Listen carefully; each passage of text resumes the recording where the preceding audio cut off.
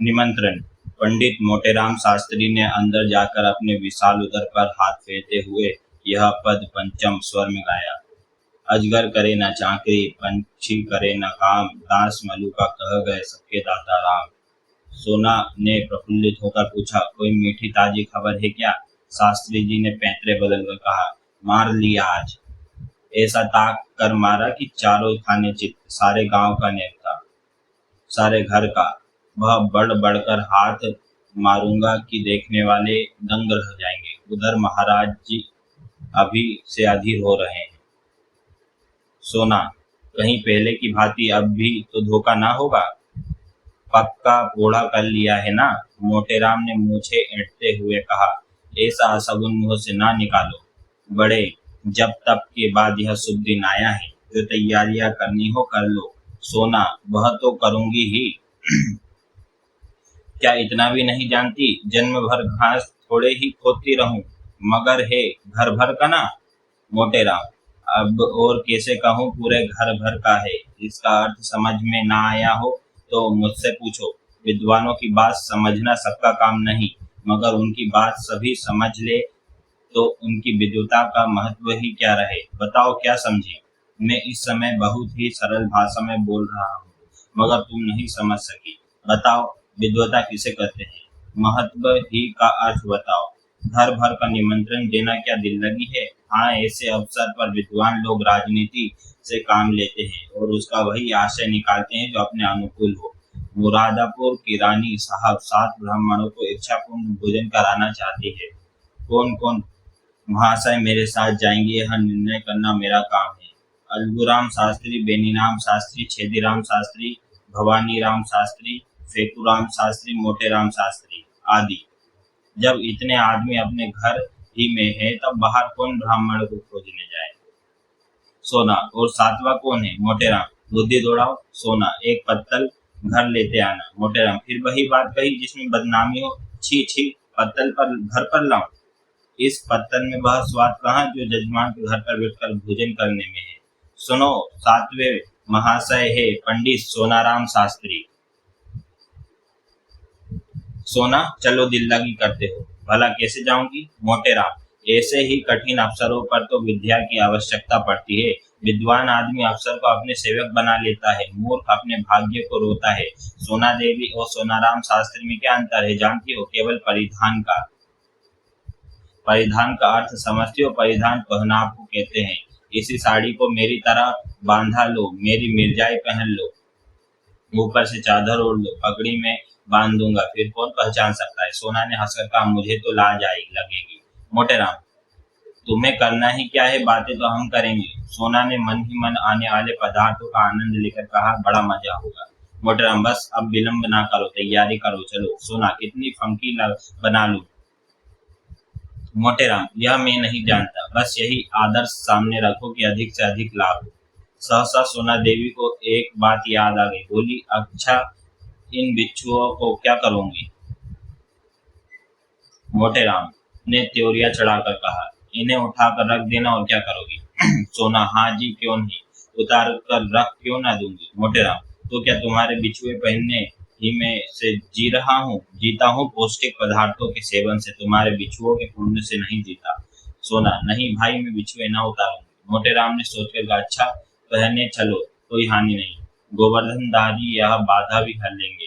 बस काम में बहुत से कपड़े लपेट लेना, मैं कह दूंगा इन पंडित जी को हिलपाव हो गया, कोई कैसे सूझी। पंडिताइन ने पतिदेव को प्रशंसा सूचक नेत्र से देखकर कहा, जन्म भर पड़ा नहीं है। संध्या समय पंडित जी ने 5 पुत्रों को बुलाया और उपदेश देने लगे। पुत्रों, कोई काम करने से पहले खूब सोच समझ लेना चाहिए कि कैसा क्या होगा। मान लो रानी साहब ने तुम लोगों का पता ठिकाना पूछना आरंभ किया, तो तुम लोग क्या उत्तर दोगे? यह तो महान मूर्खता होगी कि तुम सब मेरा नाम लोगे। सोचो, कितने कलंक और लज्जा की बात होगी कि मुझ जैसे विद्वान केवल भोजन के लिए इतना बड़ा कुचक्र रचे। इसलिए तुम सब थोड़ी देर के लिए भूल जाओ कि मेरे पुत्र हो। मैं कोई मेरा नाम ना बतलाए। संसार में नामों की कमी नहीं, कोई अच्छा सा नाम चुनकर बता देना। पिता का नाम बदल देने से कोई गाली नहीं लगती, यह कोई अपराध नहीं।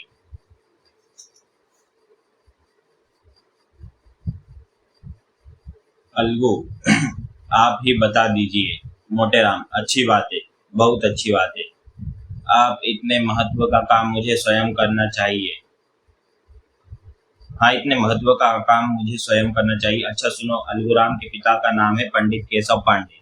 अलगूराम के पिता पंडित केशव पांडे, खूब याद कर लो। बेनीराम के पिता का नाम पंडित मंगरू ओझा, खूब याद रखना। छेदीराम के पिता का नाम है पंडित दमड़ी तिवारी, भूलना नहीं। भवानी तुम गंगू पांडे बतलाना, खूब याद कर लो। अब रहे फेकुराम, तुम बेटा बतलाना सेतुराम पाठक। हो गए सब, हो गया सबका नामकरण। अब सबकी परीक्षा लूंगा, होशियार रहना। बोलो अलगू, तुम्हारे पिता का नाम क्या है? अलगू पंडित केशव पांडे। बेनीराम तुम बताओ? दमड़ी तिवारी। छेदी यह तो मेरे पिता का नाम है। बेनी मैं तो भूल गया। मोटेराम भूल गए? पंडित के पुत्र होकर तुम एक नाम भी नहीं याद रख सकते, बड़े दुख की बात है। मुझे पांचों नाम याद है, तुम्हें एक नाम भी याद नहीं। सुनो, तुम्हारे पिता का नाम है पंडित पंडित मगरू ओझा। पंडित जी लड़कों की परीक्षा ले ही रहे थे कि उनके परम मित्र पंडित चिंतामणि ने द्वार पर आवाज दी। पंडित मोटेराम ऐसे घबराए कि सिर पैर की सुधि ना रही। लड़कों को भगाना ही चाहते थे कि पंडित चिंतामणि अंदर चले आए। दोनों सज्जनों में बचपन से गाढ़ी मैत्री थी। दोनों बहुधा साथ साथ भोजन करने जाया करते थे, और यदि पंडित मोटेराम अव्वल रहते तो पंडित चिंतामणि के द्वितीय पद में कोई बाधक न हो सकता था। आज मोटेराम जी अपने मित्र को साथ नहीं ले जाना चाहते थे। उनको साथ ले जाना अपने घर वालों में से किसी एक को छोड़ देना था, और इतना महान आत्मत्याग करने के लिए वे तैयार न थे। चिंतामणि ने यह समारोह देखा तो प्रसन्न होकर बोले, क्यों भाई, अकेले ही अकेले? मालूम होता है आज कहीं गहरा हाथ मारा है। मोटेराम ने मुंह लटकाकर कहा, कैसी बात करते हो मित्र? ऐसा तो कभी नहीं हुआ कि मुझे कोई अवसर मिला हो और मैंने तुम्हें सूचना ना दी हो। कदाचित कुछ समय ही बदल गया, या किसी ग्रह का फेर है, कोई झूठ को भी नहीं भुलाता।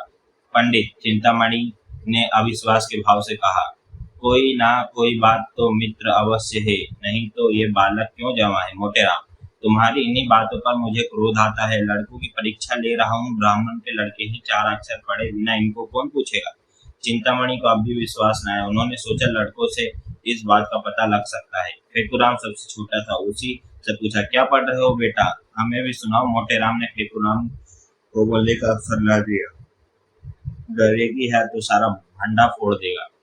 बोले, अभी यह क्या पढ़ेगा? दिन भर खेलता है। फेकुराम इतना बड़ा अपराध अपने नन्हे सिर पर क्यों लेता? बाल सुलभ गर्व से बोला, हमको तो याद है पंडित सेतुराम पाठक, हम याद भी कर ले, इस पर भी कहते हैं हरदम खेलता है। यह कहते हुए रोना शुरू किया। चिंतामणि ने बालक को गले लगा लिया और बोले, नहीं बेटा, तुमने अपना पाठ सुना दिया है, तुम खूब पढ़ते हो। यह सेतुराम पाठक कौन है बेटा? मोटेराम ने बिगड़कर कहा, तुम भी लड़कों की बातों में आते हो, सुन लिया होगा किसी का नाम फेकू से। जा बाहर खेल। चिंतामणि अपने मित्र की घबराहट देखकर समझ गए कि कोई ना कोई रहस्य अवश्य है। बहुत दिमाग लड़ाने पर भी सेतुराम पाठक का आशय उनकी समझ में न आया। अपने परम मित्र की इस कुटिलता पर मन में दुखित होकर बोले, अच्छा आप पाठ पढ़ाइए और परीक्षा लीजिए, मैं जाता हूँ। तुम इतने स्वार्थी हो इसका मुझे गुमान तक ना था। आज तुम्हारी मित्रता की परीक्षा हो गई। पंडित चिंतामणि बाहर चले गए। मोटेराम जी के पास उन्हें मनाने के लिए समय ना था, फिर परीक्षा लेने लगे। सोना ने कहा, मना लो, रूठे जाते हैं, फिर परीक्षा ले लेना। मोटेराम, जब कोई काम पड़ेगा मना लूंगा। निमंत्रण की सूचना पाते ही इनका सारा क्रोध शांत हो जाएगा। हाँ भवानी, तुम्हारे पिता का नाम क्या है? बोलो। भवानी गंगू पांडे। मोटेराम, और तुम्हारे पिता का नाम? फेकू। फेकू बता तो दे दिया, उस पर कहते हैं पढ़ता नहीं। मोटेराम, हमें भी बता दो। फेकू सेतुराम पाठक तो है। मोटेराम, बहुत ठीक, हमारा लड़का बड़ा राजा है। आज तुम्हें अपने साथ बैठाएंगे और सबसे अच्छा माल तुम्ही को खिलाएंगे। सोना, हमें भी कोई नाम पता दो। मोटेराम ने रसिकता से मुस्कुराकर कहा, तुम्हारा नाम है पंडित मोहन स्वरूप सुकुल। सोना, पंडित मोहन स्वरूप सुकुल। सोना देवी ने लजाकर सिर झुका लिया। सोना देवी तो लड़कों को कपड़े पहनाने लगी। उधर फेकू आनंद की उमंग में घर से बाहर निकला। पंडित चिंतामणि रूठ कर तो चले थे, पर कौतूहल बस अभी तक द्वार पर दुब के खड़े थे। इन बातों की भनक कितनी देर में उनके कानों में पड़ी। उससे यह तो ज्ञात हो गया कि कहीं निमंत्रण है, पर कहाँ है, कौन कौन से लोग निमंत्रित थे, यह ज्ञात न हुआ था। इतने में फेकू बाहर निकला तो उन्होंने उसे गोद में उठा लिया और बोले, कहाँ नेवता है बेटा अपनी जान में? तो उन्होंने बहुत धीरे से पूछा था, पर न जाने कैसे पंडित मोटेराम के कान में भनक पड़ गई। तुरंत बाहर निकल आया, देखा देखा तो चिंतामणि जी फेकू को गोद में लिए कुछ पूछ रहे हैं। लपक कर लड़के का हाथ पकड़ लिया और चाहा कि उसे अपने मित्र की गोद से छीन ले, मगर चिंतामणि जी को अभी अपने प्रश्न का उत्तर ना मिला था। अतएव वे लड़के का हाथ छुड़ाकर उसे लिए हुए अपने घर की ओर भागे। मोटेराम भी यह कहते हुए उनके पीछे दौड़े, उसे क्यों लिए जाते हो, धूर्त कहीं का दोस्त, चिंतामणि में कहे देता हूँ इसका नतीजा अच्छा ना होगा, फिर कभी किसी निमंत्रण में ना ले जाऊंगा। भला चाहते हो तो उसे उतार दो। मगर चिंतामणि ने एक न सुनी, भागते ही चले गए। उनकी देह अभी संभाल के बाहर न हुई थी, दौड़ सकते थे, मगर मोटेराम जी को एक एक पग आगे बढ़ाना दुस्तर हो रहा था। भैंसे की भांति हाँफते थे और नाना प्रकार के विशेषणों का प्रयोग करते दुल की चाल से चले जाते थे, और यद्यपि प्रतिक्षण अंतर बढ़ता जाता था और पीछा ना छोड़ते थे। अच्छी घुड़दौड़ थी। नगर के दो महात्मा दौड़ते हुए ऐसे जान पड़ते थे मानो दो गैंडे चिड़ियाघर से भाग आए हो। सैकड़ों आदमी तमाशा देखने लगे। कितने ही बालक उनके पीछे तालियां बजाते हुए दौड़े। कदाचित यह दौड़ पंडित चिंतामणि के घर की ही समाप्त होती, पर पंडित मोतीराम धोती के ढीली हो जाने के कारण उलझकर गिर पड़े। चिंतामणि ने पीछे फिर कर यह दृश्य देखा तो रुक गए और फेकूराम से पूछा, क्यों बेटा, कहाँ नेवता है? फेकू, बता दे तो हमें मिठाई दोगे ना? चिंतामणि, हाँ दूंगा, बताओ। फेकू, रानी के यहाँ। चिंतामणि, कहाँ की रानी? फेकू, यह मैं नहीं जानता, कोई बड़ी रानी। नगर में कई बड़ी बड़ी रानियां थी। पंडित जी ने सोचा सभी रानियों के द्वार पर चक्कर लगाऊंगा, या जहाँ भोज होगा वहाँ कुछ भीड़ भाड़ होगी ही पता चल जाएगा।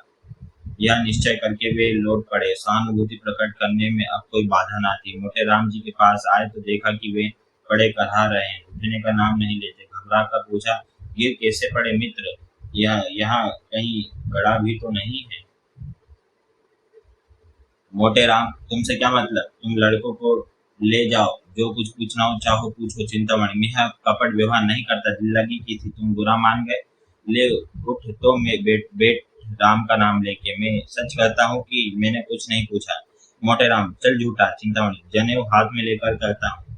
मोटेराम, तुम्हारी शपथ का विश्वास है। चिंतामणि, तुम मुझे इतना धूर्त समझते हो? मोटेराम, इससे कहीं अधिक। तुम गंगा में डूबकर शपथ खाओ तो भी मुझे विश्वास न आए। चिंतामणि, दूसरा यह बात कहता तो मुंह उखाड़ लेता। मोटेराम, तो फिर आ जाओ। चिंतामणि, पहले पंडिताइन से पूछाओ। मोटेराम, यह भस्मा गोयंग न सह सके, चट उठ बैठे और पंडित चिंतामणि का हाथ पकड़ लिया। दोनों मित्र में मल्ल युद्ध होने लगा। दोनों हनुमान जी की स्तुति कर रहे थे और इतने जोर से गरज गरज मानो सिंह दहाड़ रहे हो। बस ऐसा जान पड़ता था मानो दो पीपे आपस में टकरा रहे हो। मोटेराम, महाबली विक्रम बजरंगी। चिंतामणि, भूत पिशाच निकट नहीं आवे। मोटेराम, जय जय जय हनुमान गोसाई। चिंतामणि, प्रभु रखी लाज हमारी। मोटेराम बिगड़ गए, यह हनुमान चालीसा में नहीं है। चिंतामणि, यह हमने स्वयं रचा है, क्या तुम्हारी तरह ही यह रटंत विद्या है? जितना कहो उतना रच दे। मोटेराम, अबे हम रचने पर आ जाए तो एक दिन में 1,00,000 स्तुतियां रच डाले, किंतु इतना अवकाश किसे है? दोनों महात्मा अलग खड़े होकर अपने अपने रचना कौशल की डींग मार रहे थे। मल्ल युद्ध शास्त्रार्थ का रूप धारण करने लगा, जो विद्वान के लिए उचित है। इतने में किसी ने चिंतामणि के घर जाकर कह दिया कि पंडित मोटेराम और चिंतामणि जी में बड़ी लड़ाई हो रही है। चिंतामणि जी 3 महिलाओं के स्वामी थे, कुलीन ब्राह्मण थे, पूरे 20 विश्व। उस पर विद्वान भी उच्च कोटि के, दूर दूर तक यजमानी थी।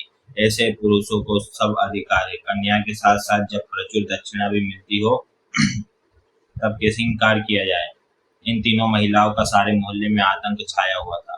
पंडित जी ने उनके नाम बहुत ही रसीले रखे थे। बड़ी स्त्री अमीर थी, मंझली को गुलाब जामुन और छोटी को मोहन भोग कहते थे, पर मोहल्ले वालों के लिए तीनों महिलाएं रायताब से कम ना थी। घर में नित्य आंसू की नदी बहती रहती। खून की नदी तो पंडित जी ने भी कभी नहीं बहाई, अधिक से अधिक शब्दों की ही नदी बहाई थी। और मजाल ना थी कि बाहर का आदमी किसी को कुछ कह जाए। संकट के समय तीनों एक हो जाती थी। यह पंडित जी के नीति चातुर का सुफल था। ज्यों ही खबर मिली कि पंडित चिंतामणि पर संकट पड़ा हुआ है,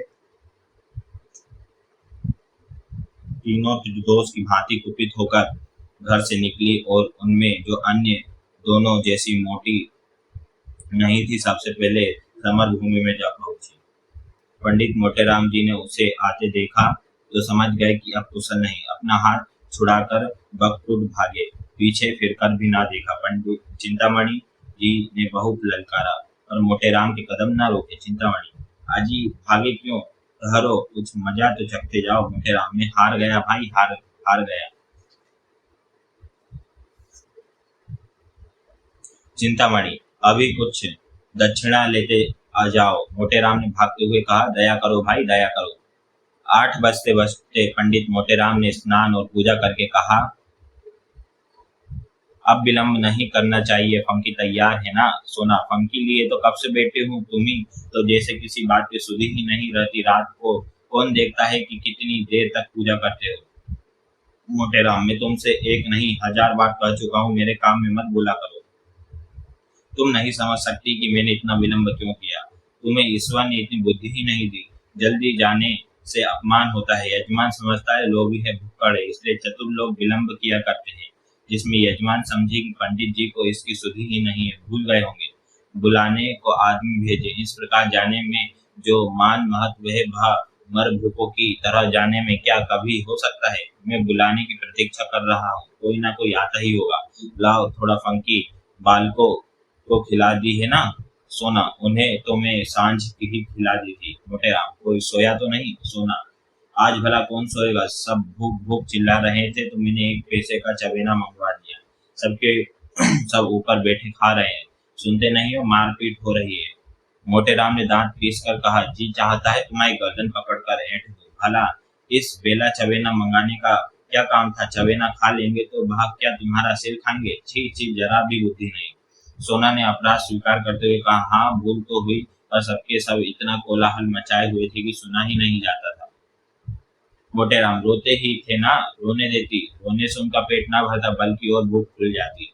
सहसा एक आदमी ने बाहर से आवाज दी, पंडित जी, महारानी बुला रही है और लोगों को लेकर जल्दी चलो। पंडित जी ने पत्नी को और गर्व से देखकर कहा, देखा, इसे निमंत्रण कहते हैं, अब तैयारी करनी चाहिए।